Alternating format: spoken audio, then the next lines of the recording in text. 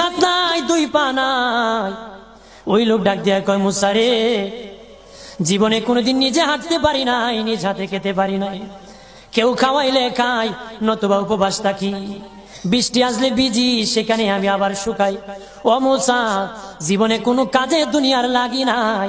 আল্লাহরে জিগাই বানি কোন কারণে আমারে বানাইছে। আল্লাহ জিগাই মনে মুসা নবী কো, আল্লাহ রে তোর বাহারে মুসা নবী। মুসা ছিল কালিমুল্লাহ, কথা বলার প্রেম ছিল, কথা বলতো, কথা বলার প্রেম ছিল। কথা বলতে বলতে শেষ দিকে আল্লাহ গো, আসার সময় 3টা লোক আমার কাছে প্রশ্ন করেছে। একজন লোক হলো ধনী, কিভাবে তার ধন কমবে গো? আল্লাহ বলেন, মুসা রে, তারে জানায়া দাও যাকাত দেওয়া যেন বন্ধ করে দে, শুকরিয়া আদায় করা যেন বন্ধ করে দে। তাহলে আমি প্রভু আল্লাহ সুবহানাহু ওয়া তাআলা